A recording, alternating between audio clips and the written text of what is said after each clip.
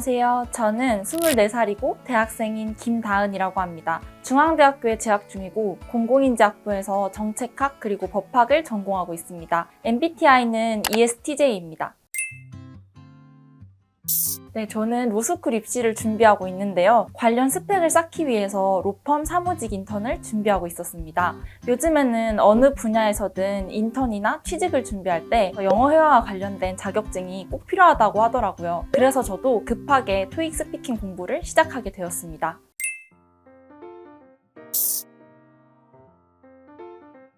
저는 약 3일 동안 토익 스피킹 공부를 했고 레벨 7을 달성할 수 있었습니다. 당시 원하는 로펌의 지원 공고를 보았는데 마감일이 12일 정도 남아 있었던 것 같습니다. 입사하신 분들의 합격 수기나 관련 스펙 정보를 보았는데 다들 토익뿐만 아니라 회화와 관련된 자격증을 하나씩은 꼭 가지고 있었다는 걸 알게 되었고 급한 마음에 제일 빠른 토스 시험을 접수한 뒤에 공부를 본격적으로 시작했던 것 같습니다. 먼저 아침에 일어나면 교재에 나와 있는 템플릿을 소리내서 반복해 읽었습니다. 저는 실제 시험을 오전으로 접수했는데 아침에 일어나면 입이 조금 굳어있는 상태여서 영어 발음을 정확하게 할 수 있도록 입을 푸는 것이 먼저라고 생각했기 때문입니다. 약 10분에서 20분간 파트별 템플릿을 소리내어 읽은 뒤에는 인강을 들었습니다. 저는 시간이 3일밖에 없어서 모든 인강을 여유롭게 다 듣지는 못했는데요. 각 유형별로 특징, 주요 준비 방법 등을 소개하는 유형별 첫 번째 영상과 제가 약하다고 생각하는 주제들의 강의만 한두 개씩 찾아서 들었습니다. 강의를 듣고 난 뒤에는 선생님이 알려주신 템플릿을 꼼꼼하게 암기했고 특정 상황에서 어떤 식으로 활용할 수 있을지를 끊임없이 생각해 보았습니다. 저는 공부할 시간이 많이 없어서 계획을 전략적으로 세워서 공부했습니다. 3일 동안의 계획을 3번나 했는데요. 상대적으로 난이도가 쉽다고 생각했던 파트 1, 파트 2는 매일 조금씩 보는 것을 목표로 했고 공부 1일차에는 파트 3, 4를, 2일차에는 파트 5, 6를, 3일차에는 파트 7을 중점적으로 공부하려고 했습니다. 먼저 파트 1의 경우에는 실수하지 않고 발음, 특히 연음에 주의해서 읽으면 되는 부분이어서 크게 부담을 갖지는 않았습니다. 이 파트는 정해진 시간에 맞추어 반복해서 연습하는 것이 가장 중요하다고 생각합니다. 파트 1은 시작 전에 충분한 연습 시간이 주어지는데요. 이 시간 동안 빠르게 소리내어 지문을 쭉 읽고 남는 시간 동안 지문 내용 중 읽으면서 발음이 꼬였거나 꼬일 것 같은 부분을 여러 번 반복해서 다시 읽었습니다. 이 과정을 반복하면서 실수를 줄여나가려고 노력했습니다. 파트 2는 사진을 묘사하는 문제인데요. 주어진 시간 동안 최대한 많은 표현을 하려고 했습니다. 먼저 사진이 주어지면 사진을 보고 저만의 스캔 순서를 정해 두었는데요. 예를 들어 사람이 많이 나오는 이런 사진이라면 왼쪽에 있는 사람의 특징부터 오른쪽 사람의 순서대로 시간이 될 때까지 차례대로 말하는 것을 저만의 규칙으로 정했습니다. 그리고 이렇게 배경이 나오는 사진이라면 근거리를 먼저 묘사하고 점점 멀리 있는 원거리에 있는 것을 묘사하는 걸 저만의 규칙으로 정했습니다. 파트 3의 경우 15초 내외로 짧게 답변을 해야 하는 것인데 질문의 문구 자체를 답변 앞부분에 사용하였습니다. 예를 들어서 When was the last time you went to an amusement park? 라는 질문이 나왔을 때 이 부분을 그대로 사용하는 것인데요. 그래서 The last time I went to an amusement park was 까지를 그대로 쓸 수 있고 이렇게만 했을 때 약 10초 정도를 천천히 말하면 쓸 수 있는데 그리고 나서 짧게 기간이나 다른 특징 한 가지를 묘사하는 방법으로 쉽게 답변을 마무리할 수 있었습니다.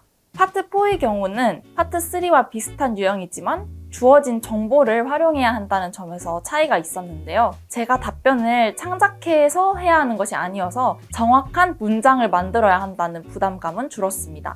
다만 주어진 정보의 내용을 빠르게 찾는 것이 중요한 유형이어서 최대한 빠르게 정보의 내용을 스캔하려고 노력했습니다. 또한 질문에서 어떤 내용을 묻고 있는지를 정확하게 듣는 것이 포인트인데요. 저는 이 파트에서도 풀이 규칙을 미리 정해두었습니다. 첫 번째로 질문에서 언급된 핵심 단어를 짚어내고, 두 번째로는 정보에서 그 단어가 어디에 들어있는지를 빠르게 캐치하고, 세 번째로는 정보에 담겨있는 내용을 자연스럽고 매끄럽게 읽으면서 대답한다. 이렇게 규칙을 정해두고 반복해서 연습하면서 다양한 주제 상황에서 자신감 있게 대답할 수 있도록 연습했습니다.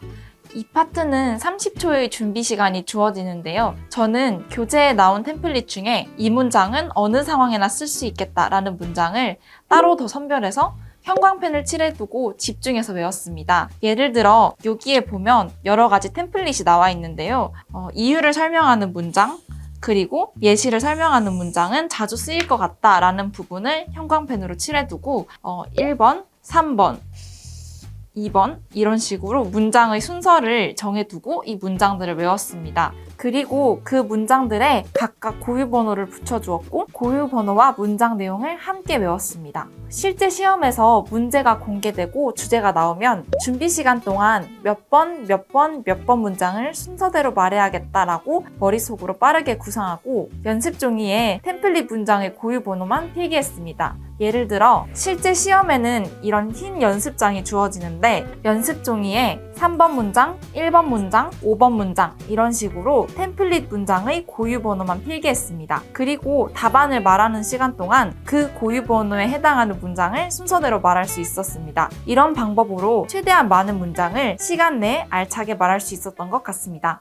토익 스피킹을 저처럼 단기간 준비하시는 분들은 빠른 시간 내에 최대한 많은 템플릿을 암기하는 것이 관건이라고 생각합니다. 템플릿을 최대한 많이 암기하기 위해 제가 활용했던 방법을 몇 가지 소개해드리고 싶은데요. 먼저 문장마다 이미지를 떠올려서 외우는 것입니다. 예를 들어서 You have the wrong information 이라는 문장을 외우려고 했을 때 눈앞에 있는 문장이 단순히 외워야 할 딱딱한 문장이 아니라 해당 문장이 사용되는 상황을 상상하는 겁니다. 위 문장이라면 머릿속으로 전화 상담원을 떠올리면서 고객이 강연 시간을 착각해서 강연장에 2시간이나 일찍 온 상황을 상상하는 거예요. 그러면 나도 모르게 I'm sorry, but you have the wrong information 이라는 말을 할 수밖에 없게 되겠구나 이런 식으로 말이에요. 이렇게 템플릿마다 어떤 상황에서 쓸 수 있을지를 상상하면서 그렇게 외우다 보면 암기도 빨리 되고 힘들기보다 재미있었던 것 같습니다. 공부 방법에는 정해진 것이 없다고 생각합니다. 나한테 가장 잘 맞는 방법이 최고의 공부 방법이니까요. 그리고 저는 앞서 소개해드렸던 방법이 저한테 제일 잘 맞았던 것 같습니다. 여러분들도 참고하실 내용은 잘 참고하셔서 각자의 방법으로 단기간에 효율적으로 공부하셨으면 좋겠습니다.